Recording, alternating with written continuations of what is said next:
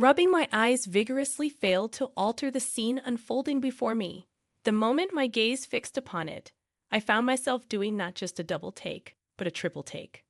What lay before my eyes was our house, but it had undergone a transformation and expansion that left it looking markedly different from before. Let me introduce myself. I'm May, a 43-year-old working housewife. I've shared 15 years of marriage with my husband Jim. Though we've been unable to welcome children into our lives, it hasn't dimmed the happiness we share as a couple. As long as we upheld the promise made before our marriage, I believed our bond would remain unshakable. Having lost my parents at a young age, my in-laws became my sole parental figures. Our relationship had been strong, and our houses were conveniently situated, just a 10-minute bike ride apart. This proximity played a crucial role in maintaining our close-knit family ties. However, the delicate balance was disrupted with the sudden passing of my father-in-law. His collapse at home resulted in an unfortunate demise at the hospital, leaving my mother-in-law grief-stricken. To support her during this challenging time, my husband and I took turns caring for her. Our efforts bore fruit, and within 6 months, her emotional well-being improved. As my professional responsibilities grew, I initially viewed it as a positive development. Little did I know, the peace was short-lived. My mother-in-law's visits to our house surged dramatically, becoming a daily ritual without respite. During the bustling morning hours, she would freely let herself in, using the spare key I had regretfully given her, insisting that she was there to tend to the house and urging me to head to work without worry. Faced with this daily intrusion, I contemplated discussing the matter with my husband. However, his absence upon my return from work, coupled with his early departure and late return, made finding an opportune moment for that conversation challenging. In his place, my mother-in-law awaited, asserting her intention to look after the house. She lingered throughout the entire day, and one evening, utterly drained to the point of speechlessness, I returned home. The shock hit me as I entered the bedroom to change, my exclamation of surprise likely echoing through the house. A colossal vase, entirely unfamiliar to me, occupied a prominent spot beside the bed. Hurrying back to the living room, I discovered my mother-in-law casually munching on rice crackers, their crumbs scattering onto the floor mat. Ignoring the incongruity of the situation, I struggled to find my voice. "Did you go into the bedroom?" I finally managed to inquire. Nonchalantly, she replied, "Yes, I went in." "Did you put that vase there?" I pressed. "Yes, I put it there," she affirmed. It was a massive vase adorned with a Japanese pattern, entirely out of place in our Western-style room. Perplexed, I questioned her choice, to which she responded, "It's a vase. It's obvious by looking." My disbelief intensified as she nonchalantly started eating chocolate, seemingly oblivious to the precious nature of the vase, a gift from a colleague's overseas trip. Frustration welled up within me, but my mother-in-law remained unperturbed. As she enjoyed herself, I voiced my concerns about the vase, questioning its presence in our bedroom. Unfazed, she remarked, "The bedroom was so bland and uninteresting. The atmosphere is much better now, isn't it? It fits so perfectly, like a vase in its rightful place." My bewilderment deepened. If someone found a giant vase beside the bed interesting or atmosphere-enhancing, I felt compelled to question them for an extended period. I couldn't fathom why she brought such an out-of-place item here herself, rather than through delivery. In the midst of my astonishment, my mother-in-law casually asked for dinner, completely overlooking the absurdity of the situation. Fed up, I finally mustered the courage to request her departure. "Can you please go home? If this keeps up, I'll get fed up." Initially, I thought her actions stemmed from loneliness, but now that sentiment eluded me entirely. Despite her endless demands, she busily ordered me around, expressing dissatisfaction with my efforts to maintain the house. Frustration and exhaustion overwhelmed me. Exasperated, I reached my limit, offering her my treasured cookies to expedite her departure. Finally, she left quietly, and in my desperation, I cried out to my husband Jim, pleading for intervention. "Jim, please do something about your mother," I implored. But my husband, seemingly unfazed, dismissed the issue. Well, even if you say so, Mom must be feeling lonely, I guess. Uttering these words, he downplayed the situation, leaving me in disbelief. It felt as though my mother-in-law was attempting to take over our home, a sentiment I struggled to articulate until that moment. However, my husband, remaining indifferent, insisted it was not a problem. Frustrated, I contemplated the implications of allowing things to continue unchecked, realizing it might play right into my mother-in-law's hands. Exasperated, I exclaimed, "Forget about the vase. I think this is a problem." Yet my husband, wearing a frown, remained dismissive. "Taking over is an exaggeration. It's fine. She's just looking after the house while we're away. We don't need her for that. We have a home security system. Then should we cancel it?" Saving money is not the point. My husband just doesn't understand. Even if I ask him to talk to his mother, he always ends up doing whatever she says. It's mother over wife, a mama's boy, huh? Yet, my mother-in-law's visits show no signs of stopping. She's staying over more frequently. Is her takeover project progressing smoothly? Why am I have to sleep on the sofa? I miss my bed.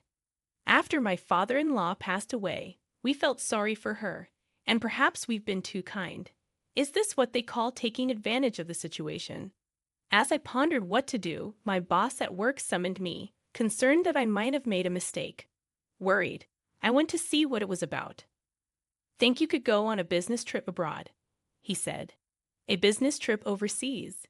A chance to escape my mother-in-law's grasp and get some souvenir chocolates from a colleague. It's not like that. Being selected for an overseas business trip signifies promise for the future, an unwritten rule in our company. No, it's different. I'm moving up. We couldn't have children, but in return, I devoted myself to my work and it paid off. It seems God is watching over me. My response? Of course I am. I immediately said okay. "Are you sure it's okay, leaving for a month?" My boss asked. "It's fine.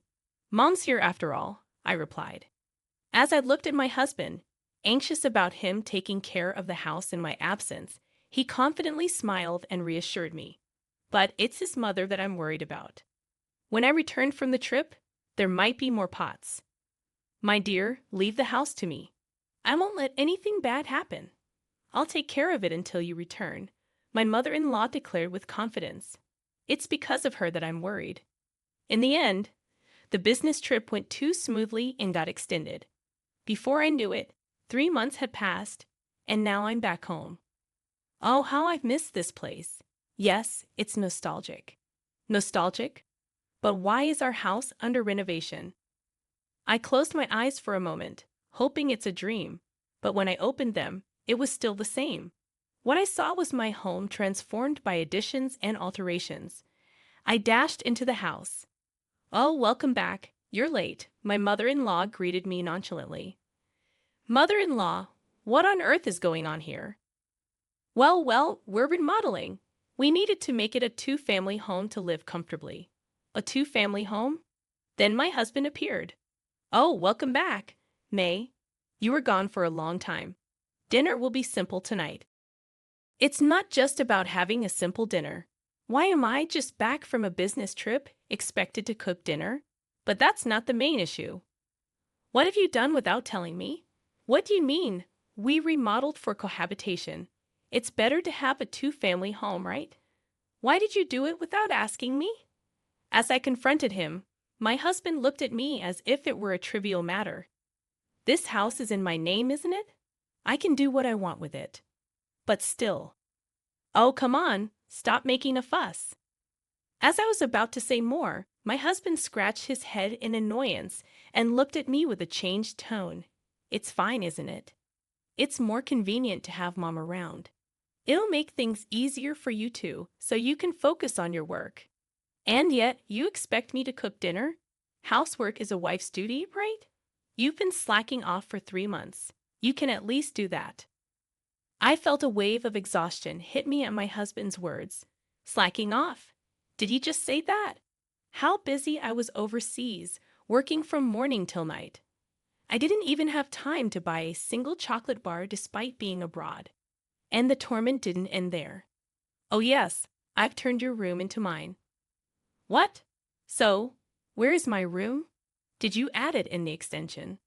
There's no such thing. That extension is entirely my living space. But I wanted a room on this side too, so I turned it into a Japanese-style room. What's with the lucky U at the end? I asked, my eyes wide in disbelief. Then, where is my room? That's what I'm saying. You don't have one. What? A daughter-in-law doesn't need her room. Let's see, if I had to say, your room would be the kitchen, right? Lucky you. I was speechless. She took over my room for herself, and now, while I'm working, she dares to assign the kitchen as my room. A quiet flame of anger began to smolder within me. Then my mother-in-law brought out some documents. You earned money on your business trip abroad, right?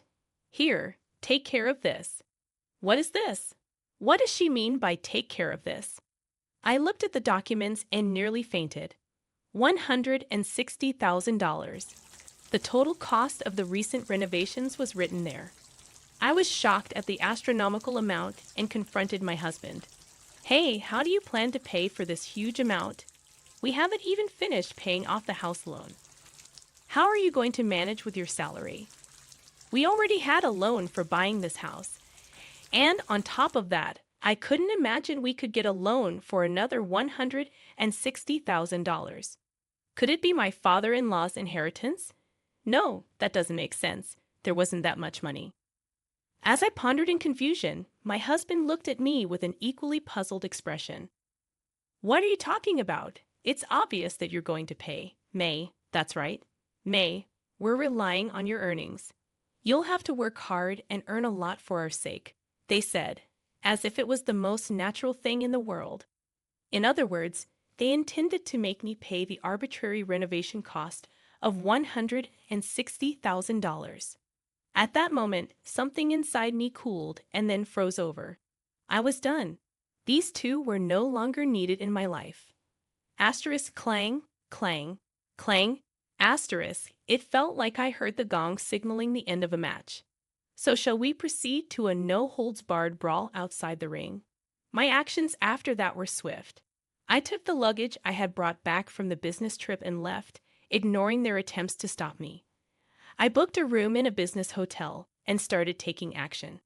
The next day, I returned to the house. The sight of the changed home brought a wave of sadness. As I stood there, my husband came out seeing me. May, where the hell have you been? And what have you been doing? I just had some errands to run. Forget about that and take care of the house. The construction isn't finished yet, and there's a lot to do. I glanced at my yelling husband and entered the house without a word. Hey! He chased after me, flustered as I ignored him. Oh, May, where were you last night? We had steak especially for you. Oh, yes, here's the bill for the meat. Since you weren't here to eat it, it's your responsibility to pay. You left on your own, after all. I was handed the receipt. Slowly, I took it, and then I tore it. Asterisk rip. Who? Rip? Who? Rip asterisk. I tore it into 2, then 4 pieces, scattering them all around. Then I blew the shredded pieces of the receipt towards my mother-in-law. What are you doing, May? Even if you tear it up, I remember the amount. Shut up, be quiet.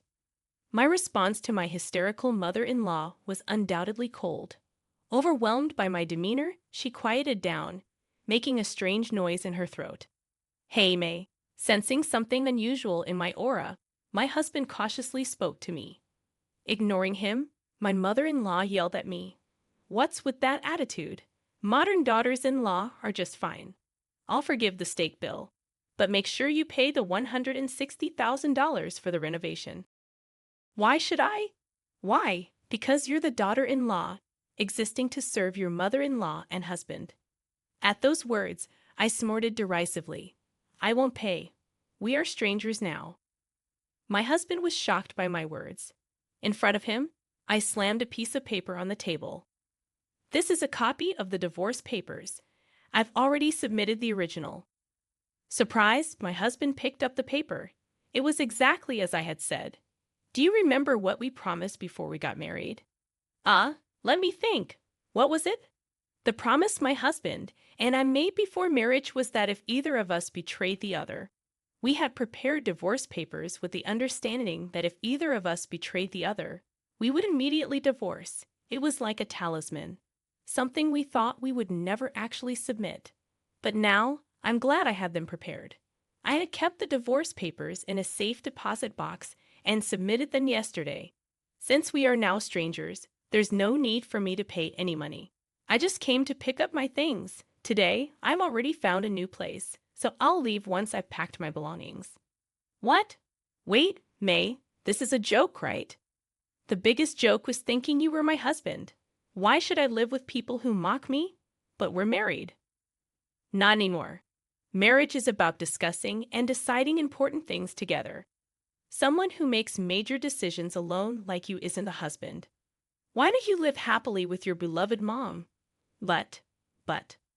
My cold words made my husband break down in tears, but it was too late for regrets. It's good to care for one's mother. However, that should be balanced with caring for one's wife. The moment he disregarded me and followed his mother's wishes, our marriage was over. This house is in your name, right? I saw the estimate yesterday, and the contract is under your name.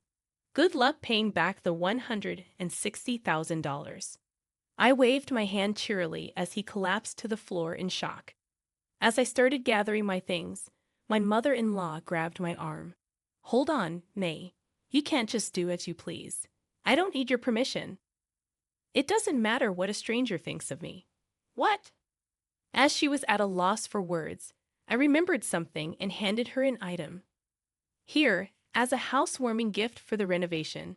Be sure to display it in your room. What is this? It's a vase. I placed a palm-sized vase in my mother-in-law's hand. It was oddly colorful, oddly shaped, and had a particularly mediocre design. The most time-consuming task yesterday was finding this vase. Believe it or not, it cost $1. You're lucky, aren't you, mother-in-law? Stop joking around. What about the $160,000? Well, I'm just a stranger now.